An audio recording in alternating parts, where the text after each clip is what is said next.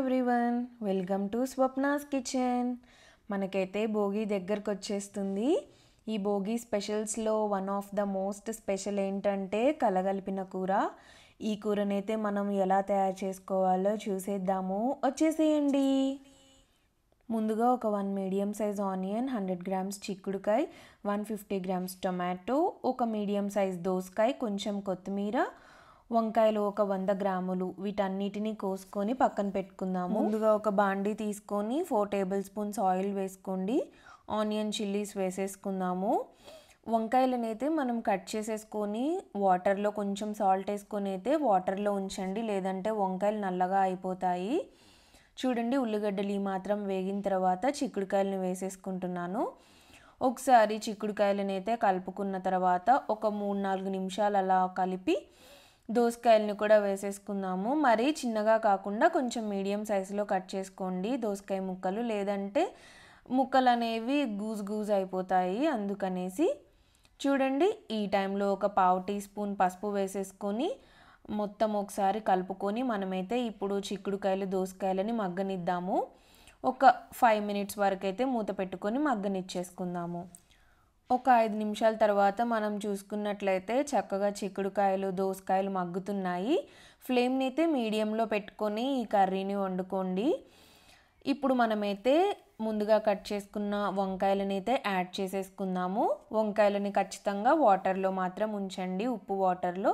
చూస్తున్నారు కదా, మనం వాటర్లో ఉంచుకోవడం వల్ల వంకాయలు అనేవి నల్లగా మారలేదు.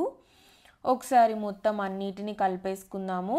ఇంకొక 5 నిమిషాలు అయితే మగ్గనిద్దాము వంకాయ వేసిన తర్వాత.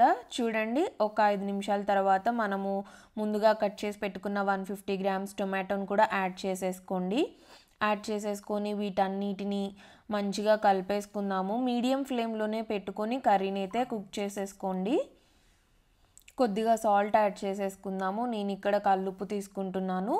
మీ రుచికి సరిపడా, మీరు ఎంత క్వాంటిటీ అయితే కూరగాయలు తీసుకుంటున్నారో దాన్ని బట్టి రుచికి సరిపడా సాల్ట్ అయితే వేసేసుకోండి. వేసుకొని ఉప్పు కలిసేలాగా కలుపుకొని మూత పెట్టుకుందాము.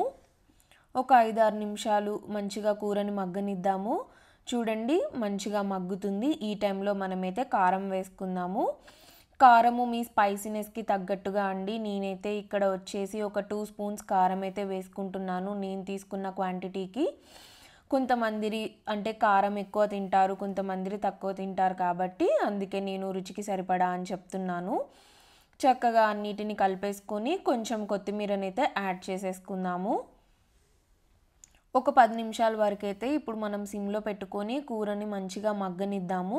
మనకి ఆయిల్ అంతా పైకి తేలుతున్నట్టుగా కనిపిస్తుంది. అప్పుడు ఏంటంటే మనకి కూర మగ్గుతున్నట్టు అర్థం అన్నమాట. చూడండి, వీడియోలో చూపిస్తున్నట్టుగా అన్నిటిని కలిపేసుకొని మూత పెట్టుకొని అయితే ఇప్పుడు మనం మగ్గనిద్దాము. ఆల్మోస్ట్ మనకైతే వేసుకున్న కూరగాయలన్నీ చక్కగా మగ్గిపోయాయి. ఆయిల్ అంతా పైకి తేలుతుంది కదా, చూస్తున్నారు కదా వీడియోలో. ఈ టైంలో మనమైతే కొంచెం వాటర్ యాడ్ చేసుకుందామండి. దానివల్ల ఏంటంటే కూర అనేది కొంచెం ఇలా గ్రేవీగా వస్తుంది.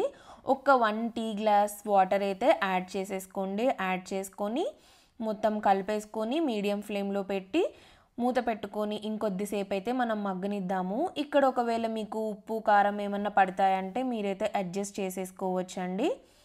చూస్తున్నారు కదా, మంచిగా చక్కగా వాటర్ అయితే అంతా పైకి తేలి మనకి ముక్కలు అనేవి ఉడుకుతున్నాయి. ఇంత వాటర్ కాకుండా ఇంకొంచెం వాటర్ పోయేంత వరకు అయితే మనమైతే కర్రీని మగ్గనిచ్చుకోవాలి. ఒక 5 నిమిషాల వరకు మూత పెట్టి.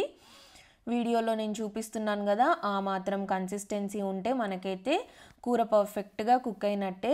ఇప్పుడైతే నేను ఇంకా స్టవ్ ఆఫ్ చేసేసుకుంటున్నానండి. మరైతే నేను అన్నం పెట్టుకొని కర్రీ ఎలా ఉందో టేస్ట్ అయితే చేస్తాను.